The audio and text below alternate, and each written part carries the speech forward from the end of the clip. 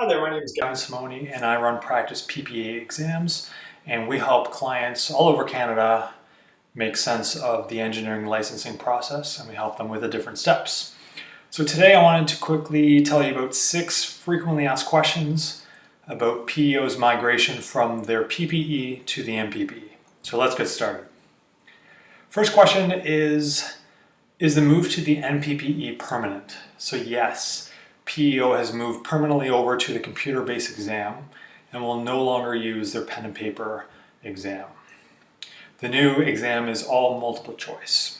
Question number 2. What if I pass one part of the PEO PPE? Do I still have to write the entire NPPE? So yes, unfortunately, if you've passed Part A or Part B, PEO is not making any special accommodations for those people, so you have to write the entire NPPE and make sure that that has been accomplished before you can proceed to your next licensing step. Question number 3 is why change the PPE now? So there's a couple reasons. The first one is that the NPPE allows virtual proctoring, meaning if you're in a country far away, you can take the exam without having to fly to Ontario.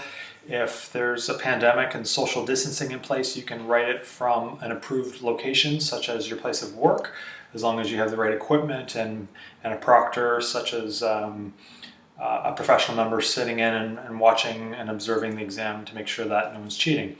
So those things are, some of the things that are just not possible with the pen and paper exam that they had before. The second reason why they might be changing it, or the reason why they might have changed it, is that in 2019 there was an independent audit of PEO's regulatory performance, and it said that the PPE wasn't as fair as it could be in terms of marking. So meaning that people were marking the short and long answer questions, and those things could get different, reviewers could assign different marks essentially. So with the NPPE, the results are subjected to psychometric analysis and reporting. So psychometrics refers to psychological measurement. So it's a way to construct, validate, and mark exam questions that is objective, meaning it's not influenced by personal feelings or opinions. Next question is, what's different about the NPPE? That's a great question. NPPE, as we've mentioned, is all multiple choice instead of short and long answer questions. It's computer-based instead of pen and paper. When is the NPPE offered? It's offered 5 times a year, typically late January, April, June, September, and November. Last question is, how should I study for it?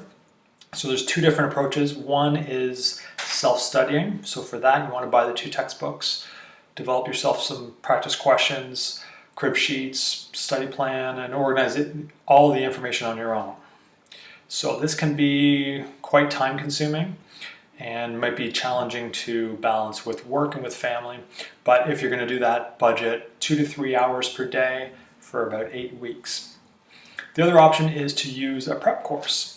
So using a trusted prep course provider could cut your effort in half because you don't have to prepare all those materials before you start studying. So priced at around $200, it's an excellent value of the pain and sweat you will incur by trying to study and prepare all those materials on your own.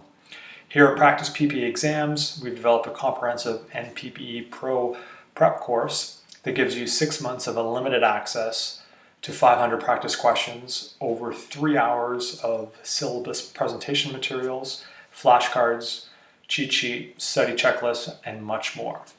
With this option, give yourself just 4 to 6 weeks and 1 to 2 hours per day of study.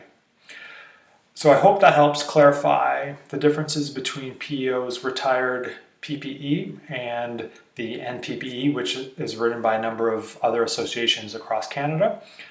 To get started, you can download our free cheat sheet, our free NPPE cheat sheet, and by doing so, you also get a few free samples from our NPPE Pro course. So thanks so much for stopping by today, watching this video, and good luck on your exam.